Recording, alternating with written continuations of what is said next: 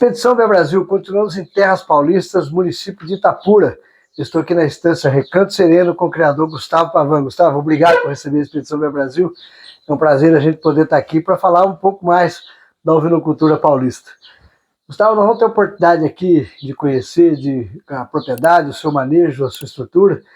Como é que veio essa ovinocultura, para dentro do seu processo de produção aqui na fazenda e a introdução da ovinocultura aqui? Por que a escolha da atividade? Eu que agradeço primeiramente, a visita. É um prazer recebê-lo aqui, tá? Para a gente trocar uma ideia do nosso, o que até mesmo essa expedição, ela vem, eu acredito assim, para ajudar o produtor, que muitos erraram no começo da atividade, e isso daí tem que ser compartilhado com todo mundo, de forma que erre menos, É uma ideia. A pessoa não repita o erro de alguém. É um fato, verdade. Então, para isso acontecer, tem que ser divulgado. Bom, então faz 20 anos que a gente iniciou as atividades, com a ovinocultura, pensando em obter mais renda por área, então assim, otimizar o uso da pastagem, que quando a gente faz as contas, a ovinocultura bem feita, ela é bem atrativa. Verdade. E então nós começamos, com animais, comprando bastante, tudo de compra, não tinha nada, e erramos um pouco nisso, porque compramos um volume maior, acaba não comprando o animal ideal. Verdade, com problemas. Compra muita doença, compra problema de casco, linfadenite, e vem tudo um pacote, mastite, mas mesmo assim, fomos na área, fomos trabalhando, chegamos a ter 700 animais no pico, entre fêmeas, borregos, e sempre trabalhando na raça santinês, Uma parte do rebanho a gente procurou ser rebanho registrado, uma parte rebanho comercial. Essa opção foi por gosto ou foi por alguma característica da raça que você tomou decisão? Eu achei que para a região seria o melhor, E eu prefiro também animal deslanado aqui para nós, Mas errei também um pouco, eu acho que eu poderia ter já entrado um pouco o rebanho registrado, um pouco mais um rebanho comercial, com cruzamentos industriais, aí seja com o Dorper, o White Dorper. Então eu fiquei muito no santinês, eu acho que eu poderia ter focado nisso. Começando mais cedo os cruzamentos. Porque dá uma carcaça, dá um diferencial de carcaça, a gente vê o animal, tanto a fêmea, Sim. Tanto ela, para você usar como fêmea, quanto o macho que você vai vender. Animal mais precoce, com bom acabamento de carcaça. Passa uma seca e gordo, as fêmeas, nutrindo bem o cordeiro, Traz a resistência das duas raças com uma condição de ganho de peso e de aproveitamento dessa pastagem nos diversos períodos do ano de uma forma mais eficiente, Perfeito. E aí, então batemos um pouco a cabeça, por mais que eu seja um profissional da área, mas eu sou agrônomo, trabalhava em outra área, quis me aventurar um pouco nisso daí. E nisso a gente procurou ter de início volume, mas aí não era o correto, A gente poderia ter tido mais qualidade, menos animais. Menos animais. Então bati um pouco a cabeça com isso, porque o animal ruim ele custa tanto ou mais caro do que um animal bom. É verdade. Mas fomos batendo, fomos criando mercados, capacitando funcionário, que é um entrave também, ninguém tinha mexido com isso, tanto até hoje, você vai contratar uma pessoa, muitos nunca mexeu. Não tem familiaridade nenhuma. Não é uma tradição da região, Não. Então assim, aí você tem que tudo capacitar, gastar aquele tempo, e às vezes os momentos que você não está aqui, porque aí a pessoa tem que ser o seu olho. Com certeza. Então tem que ser uma pessoa bem treinada também. A estância, Gustavo, salvo engano, me corrija se eu estiver errado, ela tem muita característica do que acontece nesse entorno aqui do estado de São Paulo. A gente vem caminhando aqui já nesses últimos 5 dias. A cultura da cana-de-açúcar, da soja, ela está bastante difundida aqui nessas propriedades. E o entorno da sede, dos currais, algumas propriedades já eram propriedades de pecuária mais intensiva, com maior número de animais, mas à medida que a cana-de-açúcar e a soja ganhou espaço, ficou no entorno da sede desses currais essas áreas de pastagem, que é onde está sendo a ovinocultura tem sido explorada. Você tem percebido, aqui é essa característica, você tem percebido que isso é o perfil daqui da região? É o perfil da região, né? Então a gente viu que várias propriedades a cana remunera bem, né? Então, em razão também de mão de obra escassa, tal, o pessoal foi diminuindo áreas, né? O próprio pecuarista foi diminuindo, e ele intensificou as outras áreas, né? Então muita gente às vezes passou uma área para a usina, mas ele produz quase o mesmo tanto do que a área total. Ele acabou sendo mais eficiente, né, naquela área que reduziu a área e aumentou a eficiência. E então ele consegue, né, investir na área, depois tem um retorno. Um outro problema também que eu tive, não um problema, nessas áreas de ovinos eu deixei muito focado só com ovinos, apesar de ter o rebanho bovino, e acabei não conciliando dentro da mesma área, né? Uma coisa que hoje eu adoto aqui você tem hoje trabalhado com o consórcio do gado, com gado e ovelha. Que benefício que você viu que foi bom nesse consórcio? Tanto no manejo da pastagem quanto a diminuição de verminose, que antes era um problema, hoje eu fico meses sem fazer a vermifugação. Né? Então isso daí foi um ganho que existiu. E essa altura de pastagem com pastejo, com ato de pastejo diferente, também você consegue manter uma pastagem mais regular e aproveitar mais o capim, né? Não perde e não chega a ter problema com o rebaixamento excessivo, né? Perfeito. Isso foi um ganho para a propriedade? Foi um ganho também, porque o manejo da pastagem ele também é um segredo tanto de qualquer pecuária. Sim, né? sim.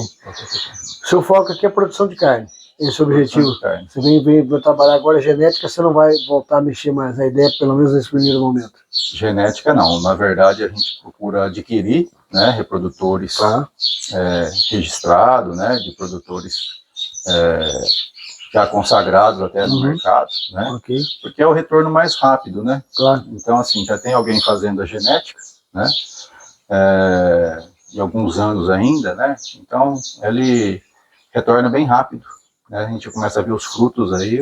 A gente tem acostumado a falar, né, daquele velho ditado da pecuária, né, o boi de milhão, vaca de tostão, né, que ele trazer um animal de genética comprovada que vai ser um reprodutor melhorador, e o rebanho, até pelo ciclo da ovelha ser um ciclo mais curto, rapidamente você muda muita característica do rebanho, né?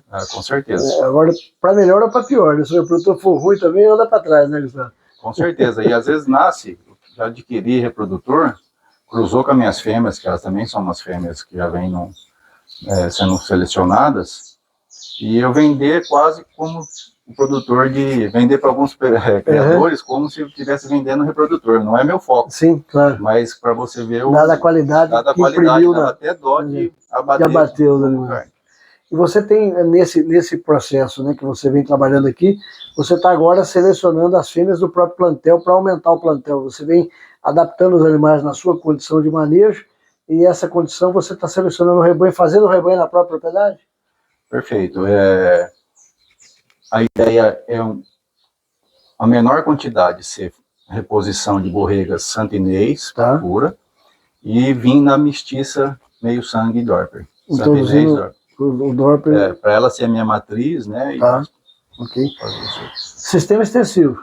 Tudo extensivo, já trabalhamos com confinamento, de todas as formas, mas hoje, em razão de várias coisas, né, de operacional mesmo, eu prefiro o manejo extensivo. Ele não é extensivo, mas a gente está direto com o animal, não é nada... Lógico.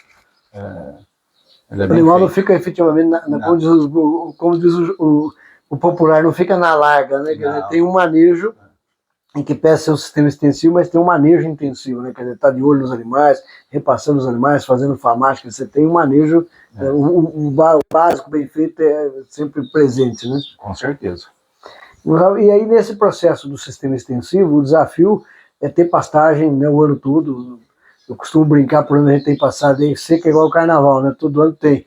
Como é que tem sido esse seu desafio de manter, né, o rebanho, mesmo num período de seca, né? O que você tem feito para ter estratégias que você garanta a alimentação dos animais o ano todo? Fora essas áreas de pasto, né, que eles são manejados, eu faço silo de milho, Ok. agora eu tenho plantado milho, sorgo, e eu tenho uma área de cana. Perfeito. Então, assim, em razão de tudo que eu passei no histórico, hoje eu tenho, eu prefiro que sobre. Todo ano sobra comida do que faltar. Tanto é que eu passo a seca, os animais meus, eles passam gordo. Não muda o score, Não muda o score, depois é muito, isso daí você ganha muito, começa a chover novamente e os animais... Volta rapidamente. E nesse período você você reduz um pouco o acesso dos animais à pastagem, mantém eles mais fechados, ou vai depender da seca de como é que está a pastagem? Não, aí eu coloco coxos lá perto, e aí eles comem coloco o adicional do volumoso lá, um pouquinho de ração aí pro manejo, e eles vão a pasto também. Mas aí você complementa com esse volumoso. Isso. E aí você tem utilizado a silagem, a cana in natura, ou a cana você faz silagem também? Das duas maneiras, mas a partir desse ano eu adquiri uma máquina, que eu tinha uma forrageira normal, né, mas ela para cortar a cana é bem complicada, e tem um pessoal aqui que adapta algumas máquinas, né, e aí eu adquiri ela, então hoje eu forneço in natura. Já entra colhendo, já vem fornecendo, já facilita para manejar, né? Os animais até gostam mais também. Com certeza. E diga-se passagem, a cana é extremamente palatável, né? No período seco, que é o período que a gente tem menos oferta de alimento a pasto, é onde a cana está na melhor condição dela de corte, né? Que ela está com brix melhor, e você equilibra essa condição, né? Perfeito. Bom, falando aqui desse manejo, né? Falando aqui da estrutura da Estância Recanto Sereno, vamos lá para conhecer os animais, conhecer a estrutura? Opa, vamos lá. Bora lá para você que está acompanhando a Expedição Bel Brasil, nos acompanhar nessa visita e entendermos aqui o processo de produção na ovinocultura de corte, aqui do criador Gustavo Pavan, no município de Itapura, aqui no estado de São Paulo. A Expedição BEE Brasil está ainda mais forte, e é com grande alegria que anunciamos nossa parceria com a Estância Dourada. A Estância Dourada, referência em qualidade e tradição, está apoiando a etapa São Paulo da nossa jornada. Com produtos que representam o compromisso em entregar sempre o melhor, eles se destacam pela excelência no cuidado com seus rebanhos e com seus clientes. Essa parceria é a prova de que, juntos, podemos impulsionar a caprinocultura e ovinocultura no Brasil, conectando produtores e criando um futuro ainda mais promissor. Agradecemos à Estância Dourada pelo apoio à Expedição BEE Brasil. Juntos, estamos construindo algo grandioso. Expedição BEE Brasil, dando voz e visibilidade à caprinocultura e ovinocultura do nosso país. Bom, Gustavo, nós estamos aqui com o rebanho da propriedade, né? Eu gostaria que você caracterizasse um pouco, né? Qual foi o perfil do rebanho que você está buscando, das raças, por que da escolha desse plantel hoje no perfil que você tem? Bom, esse plantel aqui, a gente busca ter fêmeas santinês e também fêmeas mestiça Dorper, santinês com Dorper. Principalmente pela rusticidade que esse animal tem, né? A capacidade de passar em todas as estações do ano num score corporal bom, né? Animais que criam bem seus correguinhos, seus filhos, né? E uma boa habilidade materna. Animais que não dão tão problema também com a parte de parasitos, né? Com doenças. Esse é o perfil que a gente busca, uma fêmea mestiçona, né? Então é o que eu mais procuro hoje em dia. E a gente vê que os animais estão aí com bom score corporal, pelo liso, brilhante, sanidade de dia, e o seu sistema aqui é um sistema totalmente extensivo, né, Gustavo? Ele é extensivo, né? Esses animais eles têm um proteinado, né? Que fica sempre à disposição. E para o custeio, para o manejo, né, para eles virem fácil, né, para o barracão, a hora que o funcionário quer, a gente também coloca um pouquinho todo dia aí de uma raçãozinha, né? Mais no sentido mais um chamariz, meu amigo. Mais no sentido de manejar eles, né, para pegar um filhotinho, para cuidar. Você tem mantido hoje o rebanho um lote único? Você tem trabalhado no lote único os animais? Você não tem feito separação por categoria, alguma coisa nesse sentido? Não. Nesse momento eu estou fazendo um lote único. Quando esses animais, o borrego, ele chega a uma idade um pouco maior, eu já levo ele para uma outra área que já vai ser a parte da engorda. Tá. Né? Aí, às vezes eu castro eles também, né? Castro eles e levo as borregas também, para elas recriá-las um pouquinho maior, para depois trazer para cá. Você tem feito o desmame dos animais aqui com quanto tempo aproximadamente? 4 meses, 5 meses. Porque os animais num sistema extensivo, né? Quando aí você vê que a ovelha está tendo condição de amamentação, está ficando ao pé da mãe. Perfeito. Como elas já vão no score corporal bom, eu prefiro nem tirar daqui. Okay. Aí eles nem sentem quando eu levo para. Quando você separa lá para engorda. E você, inclusive, estava fazendo a terminação também a campo, né? Quer dizer, você tem uma outra área separada, nós vamos ter a oportunidade de conhecer daqui a pouco, mas também nesse sistema, aproveitando o máximo possível de volumoso na pastagem, né? Perfeito. Aqui a gente sempre trabalhou com a pastagem aruana, né? Que está do lado aqui, o Tanzânia e o Tifton. A gente trabalha mais com essas pastagens. Você conseguiu, com esse manejo, nesse padrão racial, para esse sistema que você adotou aqui na estância, você tem conseguido uns bons índices, bons resultados com os animais? São animais que estão bem adaptados já no seu sistema?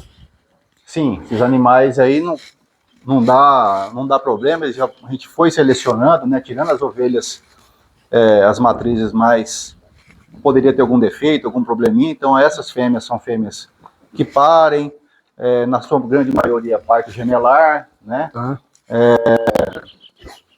Então a gente foi ficando com esse rebanho aí, né? Então é um rebanho que eu acredito que ele seja eficiente, né? Então nós estamos conhecendo um pouco aqui, detalhes aqui do rebanho, padrão racial, aqui do criador Gustavo Pavan, aqui na estância Recanto Sereno, no município de Itapura, aqui no estado de São Paulo. Vamos conhecer mais detalhes e falar um pouco mais desse manejo do trabalho que tem sido desenvolvido aqui.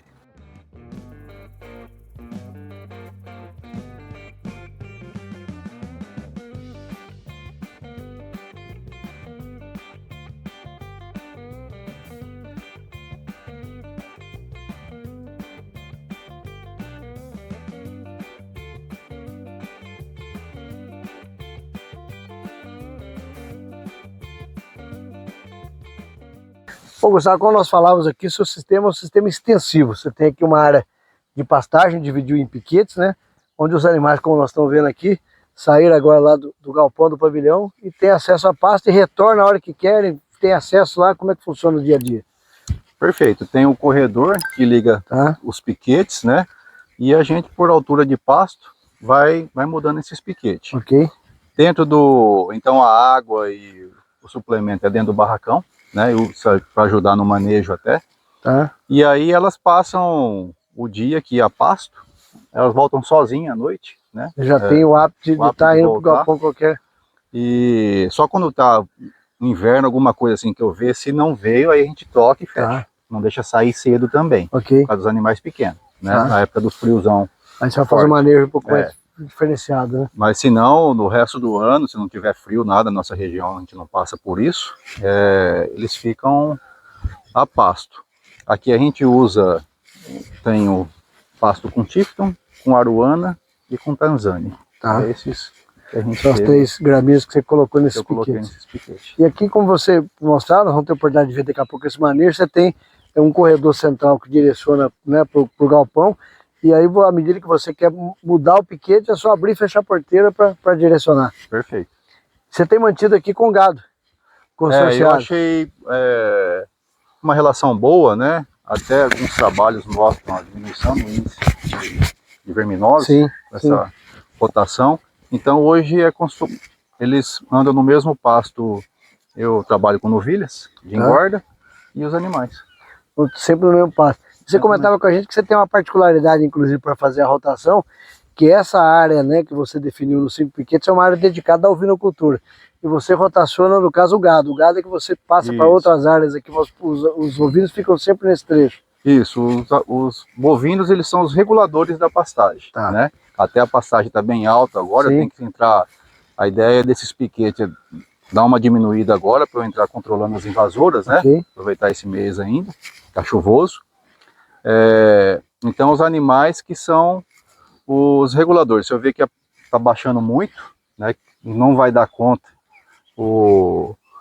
de ofertar o volumoso, eu vou tirando o animal. Tá, aí o gado sai e fica as ovelhas, Só você vai as ovelhas. racionando para voltar o pasto de novo naquela Perfeito. altura que você precisa. Vamos conhecer os detalhes aí do sistema a pasto aqui na Estância Recanto Sereno, o criador Gustavo Pavan, ovinocultura a pasto. Ovinocultura a pasto que funciona, que é rentável, que de baixo custo e que dá resultado. Nós vamos falar desses detalhes aqui da produção no decorrer dessa visita.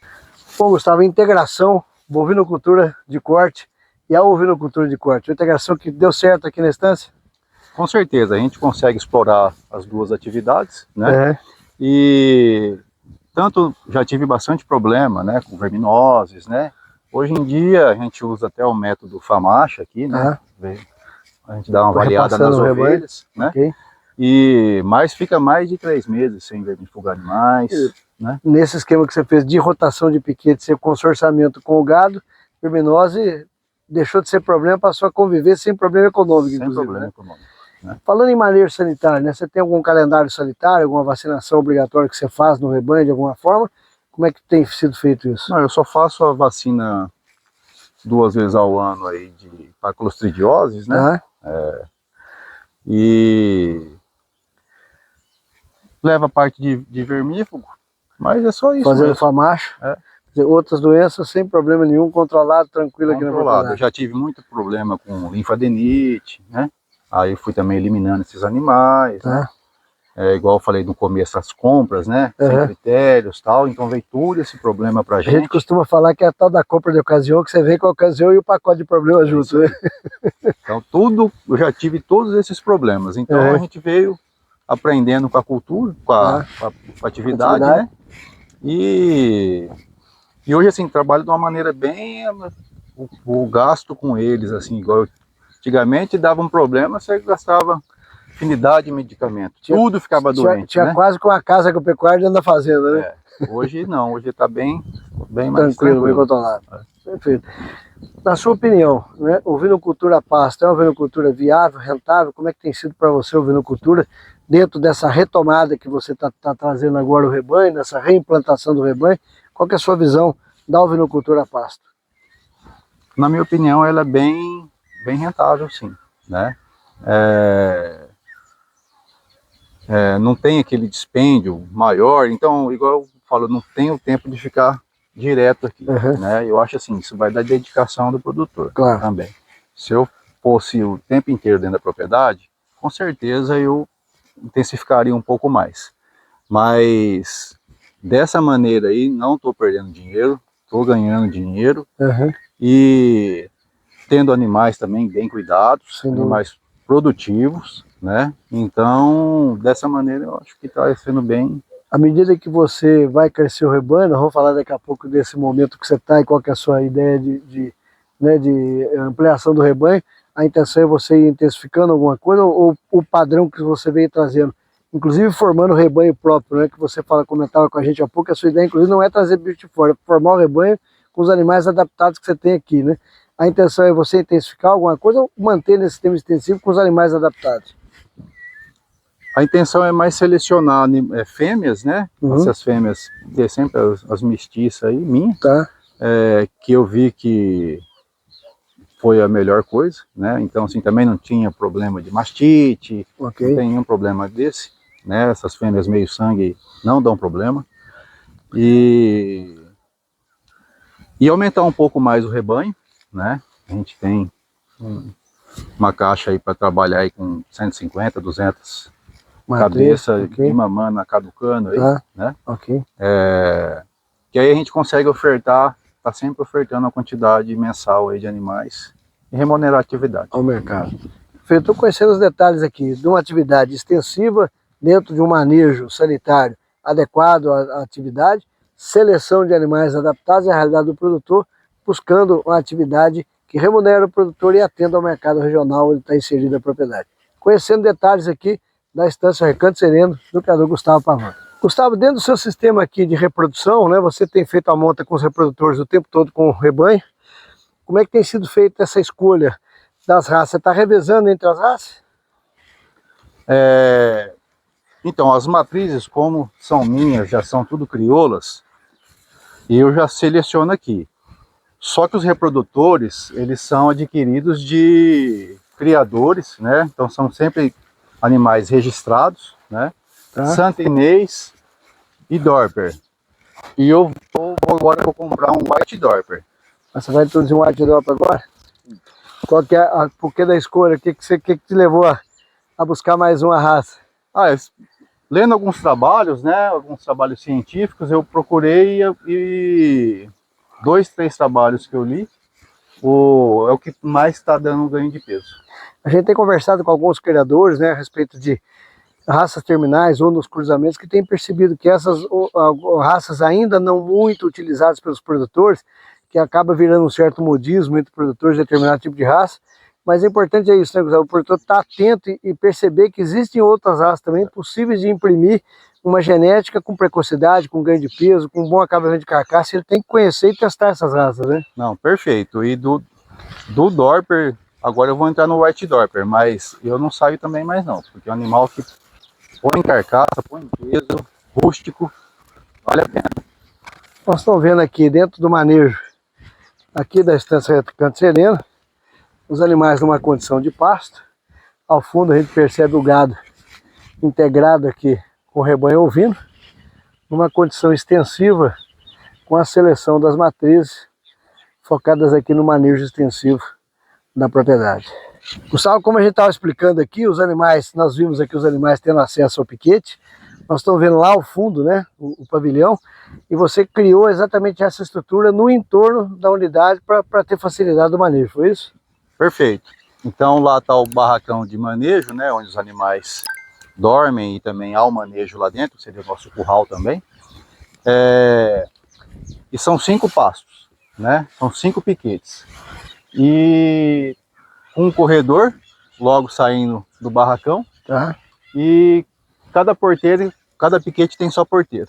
Então quando eu vou manejar os bovinos e os ovinos, é só abrir a porteira do outro piquete, tocar eles, fechar essa aqui, eles vão começar a bater o outro. Nesse caso, nesse piquete aqui, um piquete de aruana, a ideia agora é tentar baixar bastante esse pasto, né?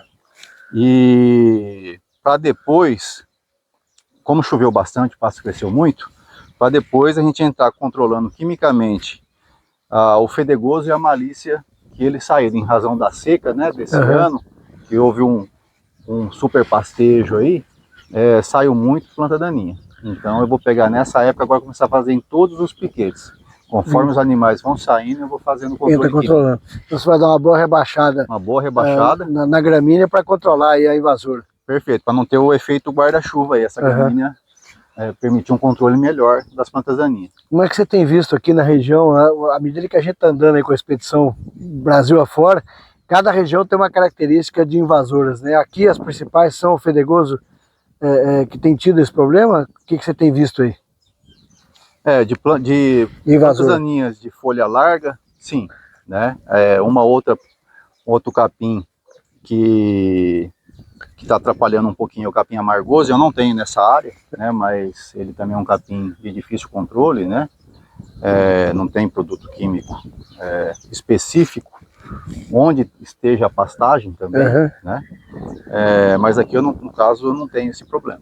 Aqui é mais a galícia e o fedegoso. A malícia e o fedegoso. A malícia, perdão, que tem tido esse problema.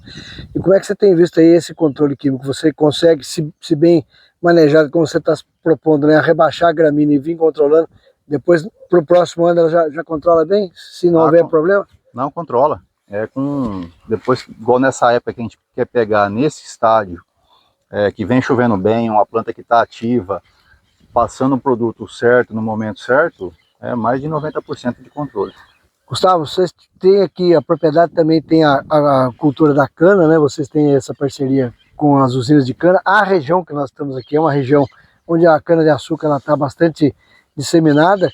E você contava para a gente aí há pouco que o ano passado, como aconteceu em várias regiões do estado de São Paulo, a queimada foi um problema que você também teve aqui, sofreu aqui no entorno da propriedade aqui. E isso trouxe um convidado novo para a propriedade, né? Como é que foi essa história?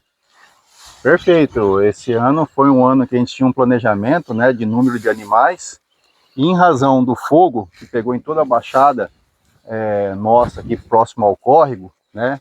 A gente tem a cerca, né? Os animais não têm acesso às áreas de APP. Ok.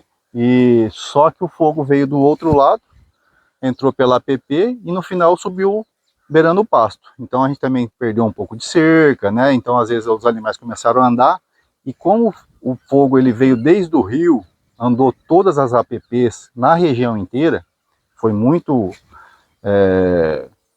avassalador o que aconteceu na nossa região aqui, né? Começou a vir onça, que a gente nunca teve problema, as onças começaram a subir, andar mais, né? Uhum. E no final descobriram o lote aqui dos animais, e aí eu acabei perdendo um pouco mais de 40 animais. Né? Mesmo? Não foi nenhum dia, né? Porque ela pegava 4, 5, aí depois demorava uns 2, 3 dias mais 4, 5. Tá doido, 40 animais uns 40 animais perdidos. Mas aí, graças a Deus, nesse momento não tive mais problema, porque aqui é uma área que a gente também está mexendo com atividade, faz 20 anos que tem um animal aqui, né? Nunca tive problema com cachorro do mato, esses cachorros alongados, nem com onça, nem com nada. Só foi nesse momento agora. Por conta mesmo das queimadas que ela acabou ficando restrita às áreas e acabou vindo aqui pro plantel. Né? Perfeito. Hoje ela já espalhou de novo. Graças a Deus ela está pegando os animais silvestres também.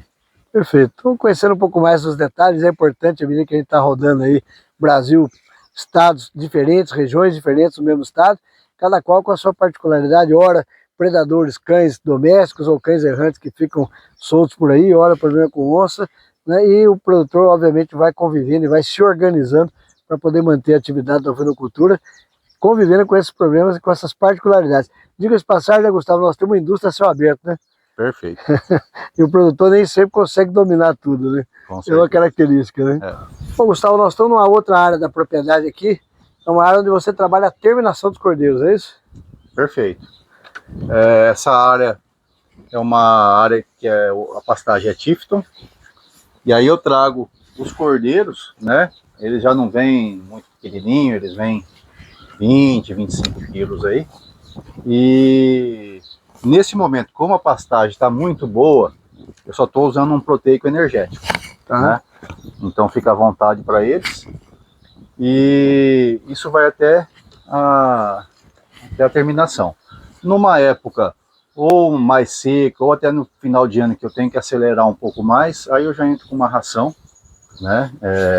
Dando uma quantidade um pouco maior aí por animal dia. Dependendo da demanda, se precisar de cordeiro, tiver cordeiro aqui no confinamento, você pode apertar um pouco no trato para chegarem mais rápido. Aí já dá uma turbinada, né? Então depende Você tem conseguido aí sair nesse sistema, nós estamos vendo aqui a pastagem, né, os animais numa área que tem uma pastagem de muito boa qualidade, fazendo aí esse proteinado energético.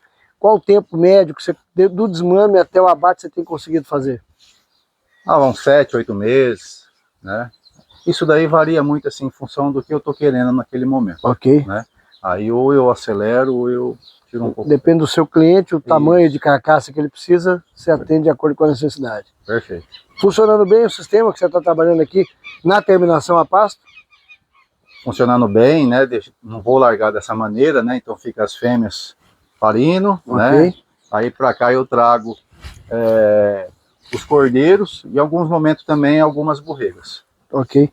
Você tem feito também comercialização de matriz, dependendo da clientela, ou tendo essa, ou borrega também que não atende o seu padrão vai para abate? Como eu trabalho também com animais, né, reprodutores, melhoradores, e tem algumas fêmeas bem raçudas, e eu consigo vender também. Já vendi até animais comerciais, né, mas com finalidades para reprodutor, que são animais muito bons, que alguns produtores, para alguns, seria assim, o rebanho dele seria muito importante. Ok. E fêmeas também, né? Algumas borregas, fêmeas também. Nesse momento que nós estamos aqui, está com um lote menor, né? Se no final do ano você já teve um lote grande de animais que você atendeu aí, dentro, inclusive, do seu esquema aqui de reprodução. E esse lote menor que está aqui, daqui a pouquinho também está saindo. Daqui a pouquinho também está saindo. Agora acabou um pouco a pressa, né? Que a correria foi mais do final do ano. Então ficou esses animais aí, para deixar crescer um pouco mais esses aí. E esse lote que está aqui também nesse sistema, totalmente a pasto, ele tem acesso a essa área que você está aí, de acordo com que ele precisa ou tem a necessidade de entrar, ele vai acesso. Ele fica pasto e o sal proteinado energético à vontade. É isso aí, o manejo é esse. Vamos vendo aqui um pouco do sistema aqui da estância Recanto Sereno, do criador Gustavo Pavan. Também a terminação dos cordeiros a pasto, como a gente está vendo aí esse lote a pasto, onde os animais permanecem aqui na pastagem e, quando necessário, tem acesso aqui à área coberta com proteinado energético para fazer a terminação dos cordeiros. A ASPACO, Associação Paulista dos Criadores de Ovinos, possui como propósito fomentar a atividade de ovinocultura no estado de São Paulo, sendo um agente fundamental na cadeia produtiva, realizando uma ampla gama de atividades em todo o estado, com o objetivo de alcançar e atender cada elo da cadeia. Cursos online, cursos presenciais, dias de campo, exposições, projetos regionais de incentivo à ovinocultura, representatividade na Câmara Setorial da Agricultura, lives técnicas, Campeonato Cordeiro Paulista e muito mais.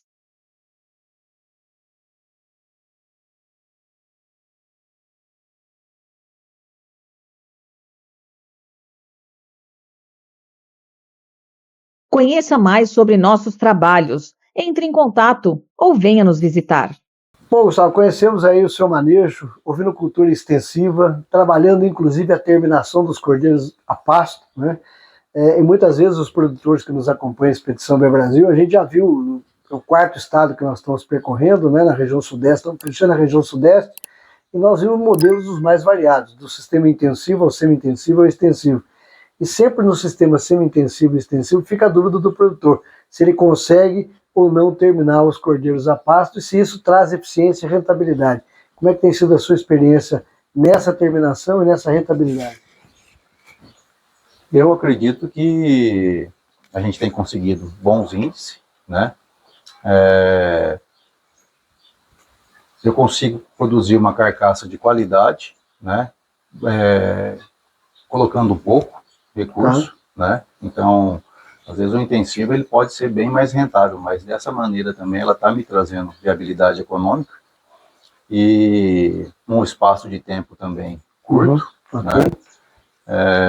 Porque tem várias maneiras de extensivo, né? Poderia ser um extensivo num sal branco, alguma coisa assim, mas o meu não, um extensivo animal consumindo suplemento de boa qualidade, em alguns momentos umas rações. Você tem utilizado um suplemento proteico energético?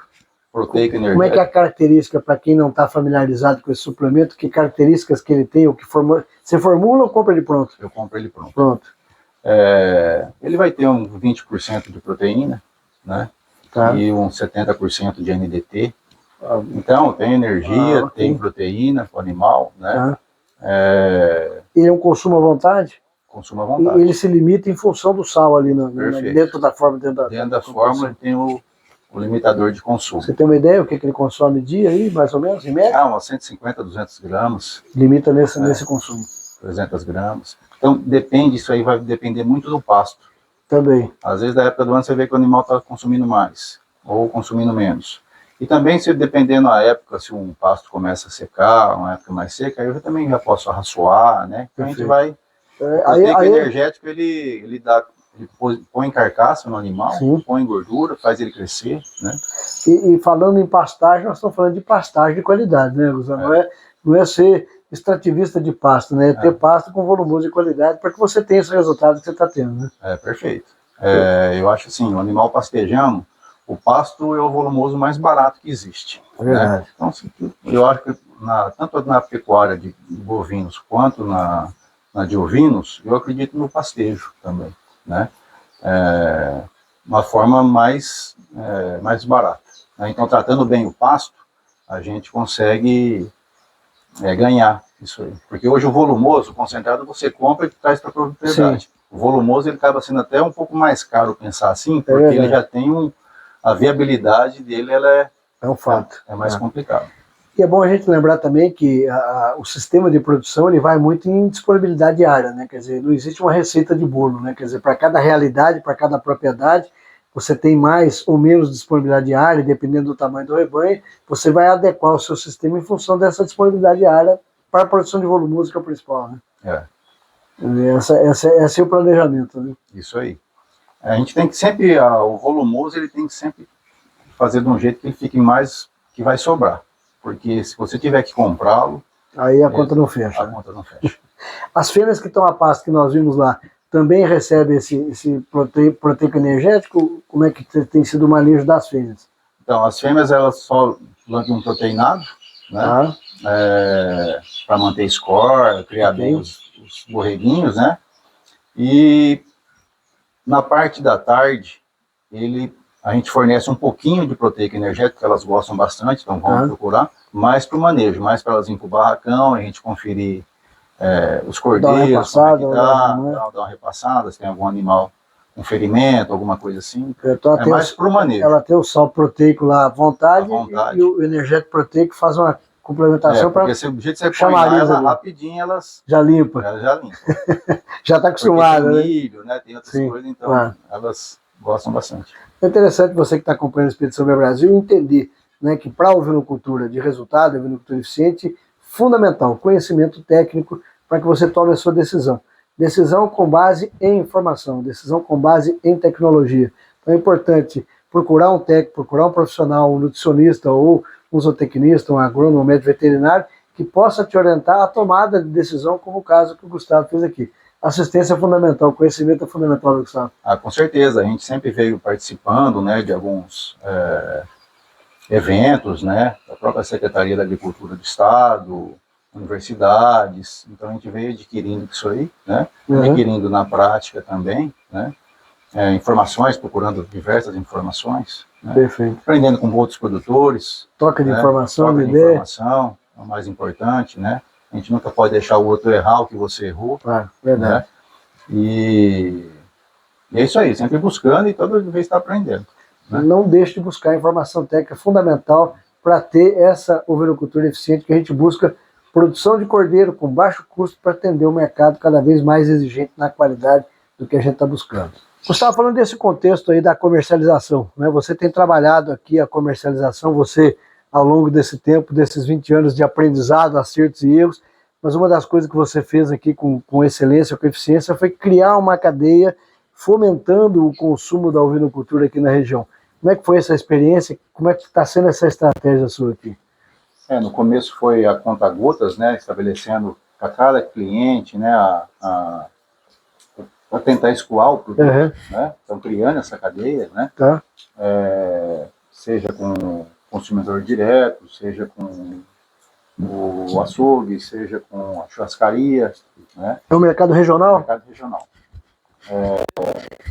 A ovinocultura ainda está na região ainda está se segmentando, né, então é muito cada um por si, né? Perfeito. Eu acho que ainda tem que crescer muito, né, para trabalhar de forma compartilhada isso aí, né, até para compras, conseguir comprar em volume com preço, vender em volume com preço. Aproveitando o gancho da sua fala, como é que você viu o associativismo para a ovinocultura? Eu acho que para sucesso, para ter um sucesso de forma mais rápida e um retorno maior, tudo, né, é o caminho, né? A gente vê que todas as cadeias hoje, né, qualquer cadeia de produção, ela tem que, o produtor associado, tem que estar organizada, né? As commodities trabalham, grandes produtores trabalham associados. É verdade. Imagina as cadeias menores, né? Mais necessário ainda, mais necessário ainda. E aí dentro desse cenário, né, a gente tem costumado também fazer comparações, até mesmo buscar informações para esse sentido. O Estado de São Paulo, né, e aí eu tenho tido essa percepção, caminhando para o final aí de 4 meses de visita aqui no Estado, o Estado tem uma excelência na produção genética, com produtores de raças diversas, mas com muita qualidade na genética e trabalhos de seleção genética, ao mesmo tempo que nós estamos no maior estado consumidor de cordeiro do Estado e importando cordeiro, seja cordeiro vivo de outros estados, ou seja carcaça resfriada de outros estados, até mesmo de outros países. Como é que você vê essa contradição aí de termos um consumo e faltando cordeiro aqui no estado? Eu acho que ainda falta bastante, né, para crescer o estado, né, na ovinocultura, porque realmente os dados são esses, né? Falta o cordeiro aqui, né? E a gente tem condições de produzir um cordeiro em quantidade e qualidade, Verdade, não tenho ofertando dúvida produtos disso. similares aos países que produzem bem, né? Que a turma gosta de importar do Uruguai, da Argentina. Então a gente consegue produzir esses mesmos produtos. Ou até melhor, né? Ou até melhor. Competência, diga-se de passagem, o produtor brasileiro tem de sobra, né, Gustavo? Você vê um espaço aí grande para crescer a ovinocultura aqui no estado? Muito grande, né?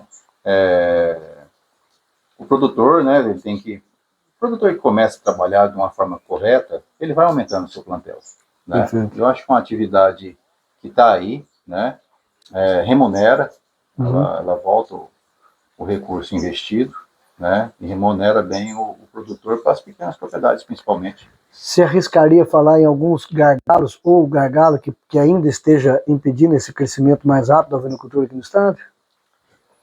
Olha, o incentivo não, porque o estado até tem recursos, né, FEAP e tal, se procurar assim, tem. Eu acho que é conhecimento mesmo, né, o produtor perder esse medo, né, e a gente começar a se associar, né, se juntar para comercialização. Né? Eu acho que o gargalo sempre vai ser a comercialização. O produtor sempre foi bom de produzir. Ele sabe produzir, ele sabe fazer, mas muitas vezes acaba não sabendo vender. E aí o associativismo ou o cooperativismo vem para ajudar nesse sentido, até para fazer escala, se for o caso, né? Com certeza. E a gente vê isso daí, sucesso em pequenas propriedades, com frutas, com tudo isso. O pessoal que se junta, ele consegue preços melhores, né? Consegue vender a hora que quer. Então, eu acho que isso o mais importante é esse cooperativismo, essa união entre produtores. Fundamental. Gustavo, nós vamos caminhando para o final dessa nossa visita aí. Eu queria novamente agradecer a sua gentileza de dedicar um tempo aí da sua agenda de poder estar nos recebendo aqui na propriedade. Parabenizar pela sua persistência, pela sua insistência na atividade. Desejo sucesso aí para que você mantenha a atividade pujante aqui, que essa região eu tenho absoluta certeza que tem um potencial enorme, que a gente teve a oportunidade nesses últimos 5 dias de visitar criadores e conhecer um pouco mais detalhadamente a região. Eu gostaria que você deixasse aqui para quem nos acompanha hoje da nossa ovinocultura brasileira.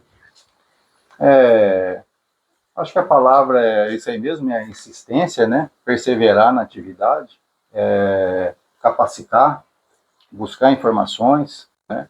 E eu gostaria primeiro também parabenizar você, desejar sucesso para a expedição. Obrigado. Né? E essa expedição, ela é justamente a junção de tudo que nós estamos falando, que isso daí traz conhecimento. Né? Acho que você vai dar uma bagagem nível de estado e divulgar, né? Muitas vezes a gente tem que divulgar de uma forma correta, porque também divulgar de uma forma errônea acaba sendo um tiro no pé. É um fato. E aí o consumidor, ele é atingido com isso. Com certeza, ele começa a ficar curioso, para quem ainda não teve a oportunidade de experimentar, ou experimentou uma outra vez, ele quer voltar, seja os queijos ou as carnes, quer dizer, ele realmente fica motivado a consumir, né? Sabe, para quem quiser fazer contato com você aqui, para quem quiser fazer alguma parceria ou comprar animais, tem um Instagram, um telefone de contato, como é que é o seu contato aqui? O meu contato é o telefone mesmo, 18 99732 4089. Segue o link para você fazer contato aqui com o criador, com o Gustavo. A gente está à disposição para receber o pessoal, trocar informações. Perfeito. Amigo, obrigado pela oportunidade, sucesso. Você que acompanha a Expedição Bem Brasil, nos acompanhe no Instagram, no Facebook, para você ver o dia a dia das nossas viagens e os vídeos completos das nossas visitas, você assiste no canal do YouTube. Esperamos vocês lá. Até a próxima visita.